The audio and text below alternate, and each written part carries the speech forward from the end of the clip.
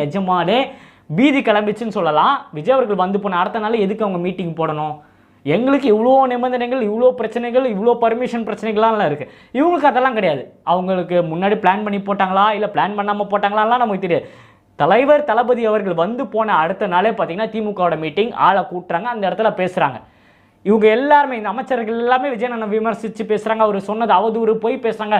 யூடியூப்பில் ஒருத்தன் பச்சையாக சொல்கிறாங்க போய் விஜய் அவர்கள் சொன்னார், அதை எடுத்து வச்சிருக்கேன், யாரோ எழுதினதை எழுதி கொடுத்து விஜய் அவர்கள் பேசுகிறாருன்ட்டு.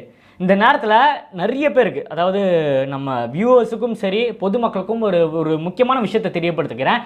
யாரோ எழுதி கொடுத்து பேசுகிறாருன்னு நிறைய பேர் சொல்கிறாங்க. அவரோட அறிக்கையெல்லாம் பார்த்தா உங்களுக்கு தெரியும். விஜய் நான் யூஸ் பண்ணுற நிறைய வேர்ட்ஸ் பார்த்தீங்கன்னா அந்த அறிக்கையில் இருக்கும். சில வார்த்தைகளெல்லாம் நீங்கள் உன்னிப்பாக இப்போ நாங்கள்லாம் ஃபேனாக இருந்தனால எங்களுக்கு தெரியும். விஜய் அவரோட ஒவ்வொரு அசைவும் பார்த்தீங்கன்னா நம்ம தெளிவாக பார்ப்போம். அவர் படிக்கிற விஷயமும் சரி, அவர் மைக்கில் பேசுகிற விஷயமும் அது அந்த ஸ்லாங்லேயே இருக்கும். அந்த லெட்டரில் வர நிறைய வார்த்தைகள் அவர் அந்த வேர்ட்ஸ் எல்லாம் அவர் யூஸ் பண்ணுவார்.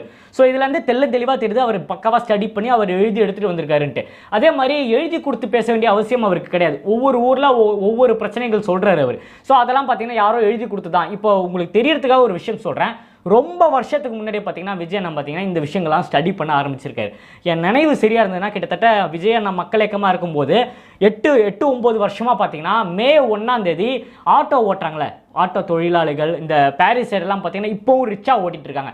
ரிச்சாக ஓட்டுறவங்க 234 தொகுதியிலும் பார்த்தீங்கன்னா ஆட்டோ டிரைவர்ஸை மீட் பண்ணி பேசிகிட்டு இருக்காரு. அவர் உங்களோட ஃபேமிலியை கூப்பிட்டு நம்ம கூட ஏமாற்றி கூட எடுத்துகிட்டு போகலாம், நம்ம ஃபேனாக போய் ஃபோட்டோ எடுக்கலாம்லாம் நினைக்கவே முடியாது. ஆனால் ஆட்டோ ஓட்டுற பேட்ச்லேருந்து அந்த லைசன்ஸ்லேருந்து அவங்க ஃபேமிலியிலேருந்து எல்லாமே பக்காவாக வெரிஃபை பண்ணி தான் பனையூர் உள்ள ஆஃபீஸ் உள்ளே போக முடியும்.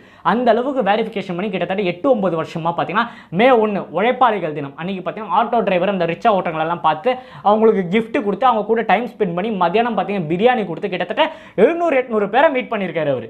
மத்தியானம் கொஞ்சம் பேர், மார்னிங் கொஞ்சம் பேருன்ட்டு. ஸோ இது எத்தனை மீடியாவில் தெரியும்? உங்களுக்கு அவ்வளோ சந்தேகமாக இருந்தால் கூகுளில் போய் சர்ச் பண்ணுங்கள், யூடியூப்பில் போய் சர்ச் பண்ணுங்கள், அந்த விஷுவல் நீங்கள் பார்க்கலாம். அவர்கள் பார்த்தீங்கன்னா அந்த டைமில் பார்த்தீங்கன்னா ரசிகர்களையும் நிறைய ஆட்டோ டிரைவர்ஸையும் மீட் பண்ணது. ஸோ அப்போலேருந்து அவர் ஸ்டடி பண்ணிட்டு இருக்காரு.